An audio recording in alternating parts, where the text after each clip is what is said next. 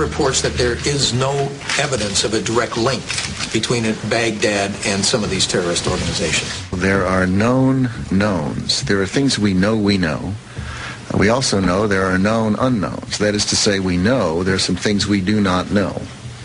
But there are also unknown unknowns. The ones we don't know, we don't know.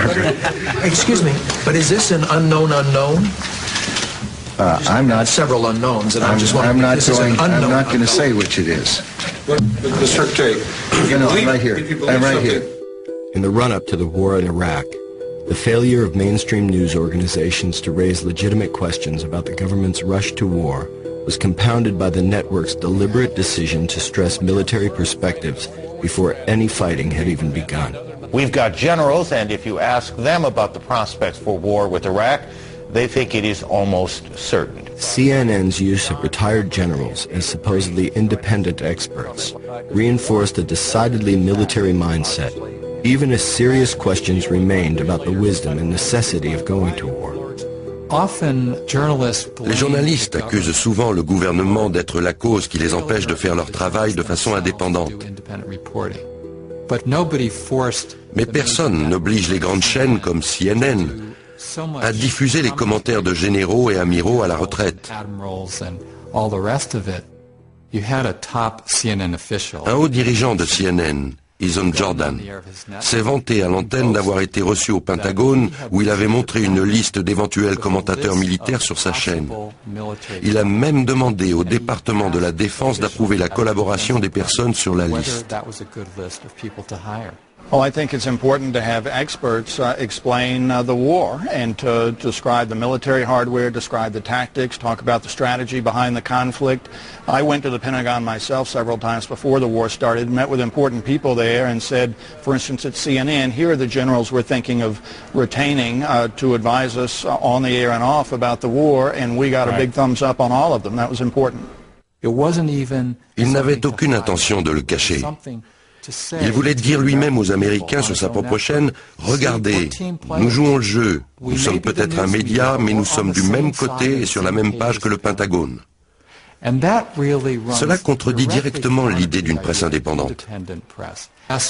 Quelques décennies plus tard, le président George W. Bush affirmait avec une certitude absolue qu'il y avait des armes de destruction massive en Irak, et que les services secrets l'avaient clairement confirmé.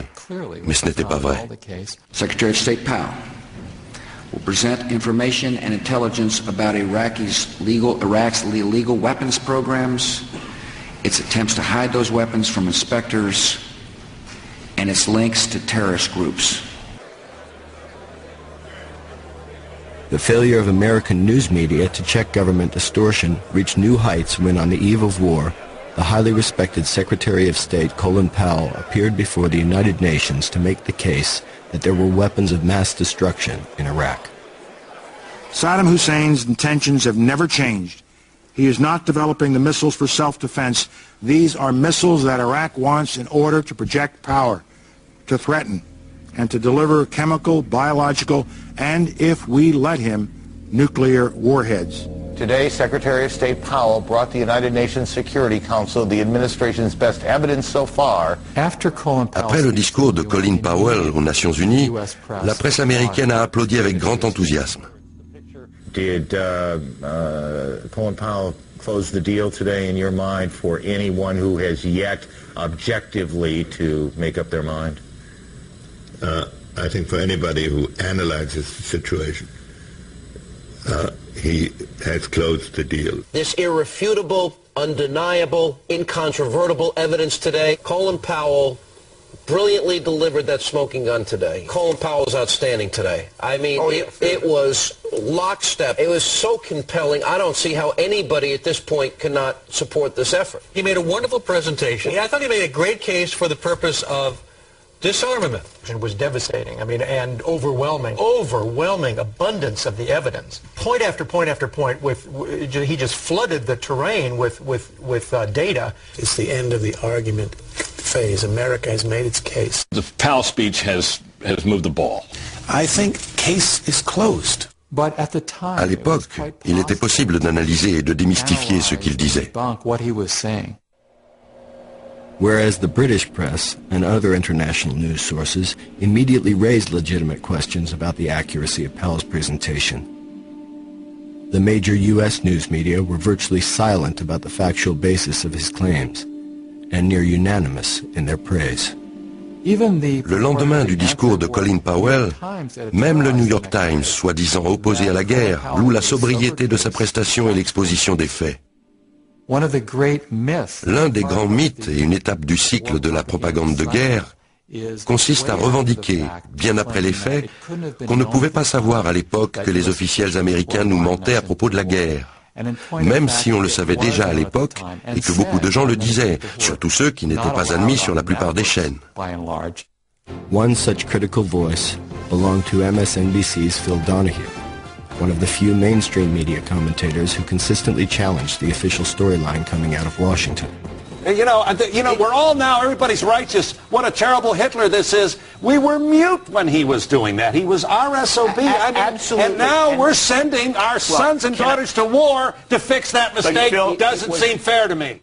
Despite being the highest-rated program on MSNBC, Donahue's show was abruptly canceled by the network just 3 weeks before the start of the war. Sur MSNBC, une chaîne d'information en continu sur le câble, Phil Donahue était contre la guerre. Dans une fuite à la presse, le document sur l'annulation de l'émission de Donahue est très explicite. Nous ne voulons pas qu'il soit une personnalité de NBC alors que le pays part en guerre. Ce type laisse parler les opposants à la guerre sur notre chaîne. The American people need to know there is no just cause for this war.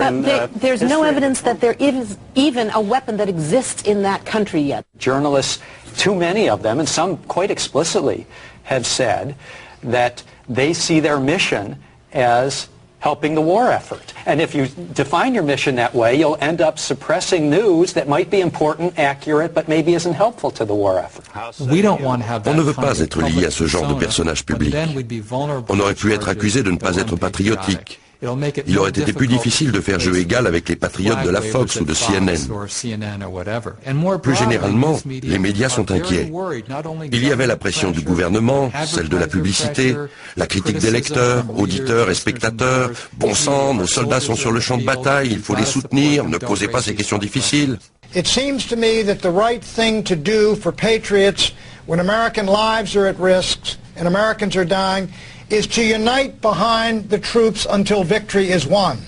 Now on this show, Buchanan and Press, we've had a good debate for 8 months on this conflict, but now it seems when the war comes, the debate ends. I think unity, Bill, is essential at this time, or at least when the guns begin to fire.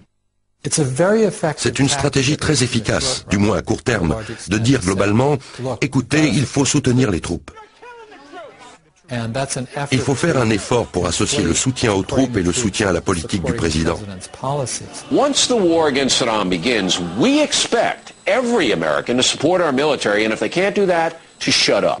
In addition to Phil Donahue, many other journalists have been silenced for crossing the mythical line known as objectivity. Today, NBC News fired journalist Peter Arnett this morning for participating in an interview on Iraqi state-controlled television. Arnett criticized American war planning and said his reports about civilian casualties in the Iraqi resistance were encouraging to anti-war protesters in America. Si vous êtes pour la guerre, vous êtes objectif. Si vous êtes contre, vous avez des préjugés. Souvent, un présentateur n'est aucunement critiqué pour avoir présenté des arguments en faveur de la guerre, et il ne rêverait jamais d'en prononcer contre elle. I must say, I was trying to think of something that would be appropriate to say on an occasion like this, and as is often the case, the best you can come up with is something that Shakespeare wrote for Henry V, to wreak havoc and unleash the dogs of war. C'est une indication sur jusqu'où le terrain des médias est faussé. La Maison-Blanche et le Congrès ainsi que les médias l'ont utilisé. Free flows of information have been further blocked by a more general atmosphere of contempt for anti-war voices. Among them are a group called Code Pink, which is headed by Medea Benjamin, who's a terrorist sympathizer, dictator-worshipping propagandist. The far-left element in America is a destructive force, that must be confronted. Some Americans, sadly, not interested in victory, and yet they want us to believe that their behavior is patriotic. Well, it's not. What? To call the president stupid, he doesn't know much about anything, that's just great. Go with Danny Glover and Susan Sarandon. You fit in perfect. In any way, be defending a torturer, a killer, a dictator who used chemical weapons against his own people is pretty remarkable, but it's a very long tradition in the Democratic Party. Pay no heed to the peaceniks and the left-wing rock stars. They've had their 15 minutes of fame. These people are essentially useless. They are reflexively opposed to war. It's a principled position, but it's the wrong position, and you can't take them seriously as a strategic voice. Millions and billions of useless people out there. If you want to have democracy, pour avoir une démocratie, il faut un flot libre d'informations à travers le corps social. Ces blocages ou ce genre de manipulation ne doivent pas exister. Quand le président décide que les États-Unis doivent entrer en guerre, celle-ci devient un produit.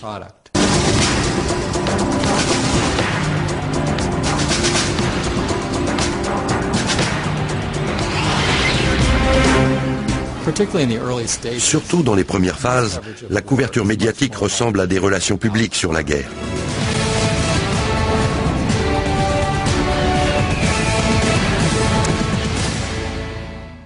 Influencing the nature of this war coverage has been a priority of one administration after another since Vietnam, when conventional wisdom held that it was negative media coverage that turned the American people against the war and forced U.S. withdrawal.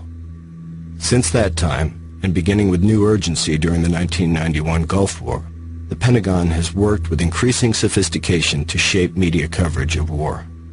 As then Defense Secretary Dick Cheney noted about the importance of public perceptions during the first Iraq War, frankly, I looked on it as a problem to be managed.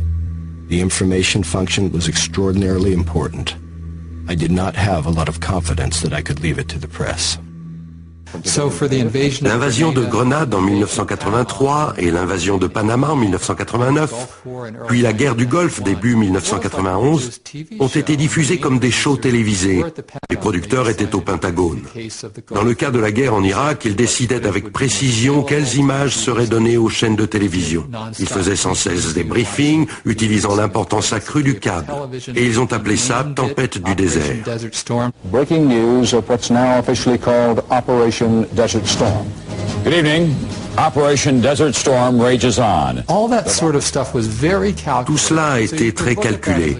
On pourrait considérer qu'il s'agissait d'une époque où, du point de vue du gouvernement américain, on manipulait les médias à propos de la guerre. Elle a été suivie par une autre époque, celle de l'invasion de l'Irak en 2003. Scores of American reporters have now joined U.S. military units in Kuwait as part of the Pentagon's effort to make any war with Iraq what the Pentagon calls a media-friendly